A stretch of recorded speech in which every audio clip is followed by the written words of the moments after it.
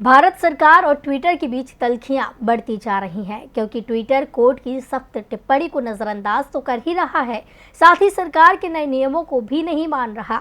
दावा किया जा रहा है कि ट्विटर पर सख्त कदम उठाने में नाकाम रहने के चलते ही आईटी मंत्री रविशंकर प्रसाद की कुर्सी चली गई।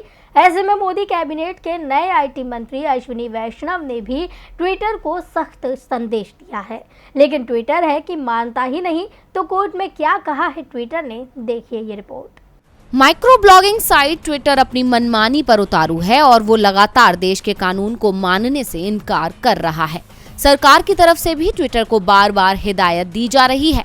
पहले पूर्व आईटी मंत्री रविशंकर प्रसाद ने भी ट्विटर को समझाने की कोशिश की, लेकिन ट्विटर ने नहीं सुनी और अब भारत के नए रेल और आईटी मंत्री बने अश्विनी वैष्णव ने भी अपने संदेश के जरिए ट्विटर को सख्त संदेश दिया है।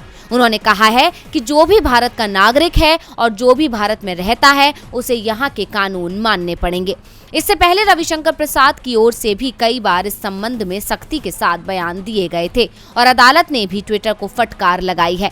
बता दें कि ट्विटर को दिल्ली हाई कोर्ट ने डेडलाइन दी थी, जो आज खत्म हो रही है। माइक्रो ब्लॉगिंग साइट ट्विटर को कई बार मोहलत मिलने के बावजूद ट्विटर ने अभी तक भारत के आईटी नियमों के अनुरूप शिकायत अधिकारी नियुक्त नहीं किया है और गुरुवार को ट्विटर ने दिल्ली हाई कोर्ट को बताया है कि नियुक्ति करने में अभी उसे 8 हफ्ते यानी करीब 2 महीने का समय लगने वाला है।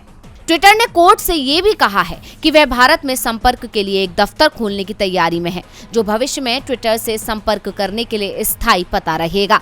ट्विटर ने ये भी बताया कि आईटी नियमों के अनुपालन से संबंधित अपनी पहली रिपोर्ट वह 11 जुलाई तक पेश करेगा। ट्विटर ने कहा है कि 2021 से लागू नए आईटी नियमों का पालन करने की कोशिश कर रहा है, हालांकि उसे इन नियमों की वैधता को चुनौती देने का अधिकार है।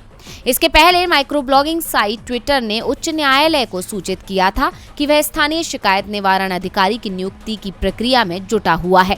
न्यायमूर्ति रेखापल्ली ने इस बात पर नाराजगी भी व्यक्त की थी कि अदालत को यह सूचित नहीं किया गया था कि स्थानीय शिकायत निवारण अधिकारी की इससे पहले नियुक्ति केवल अंतरिम आधार पर थी और वह इस्तीफा दे चुके हैं।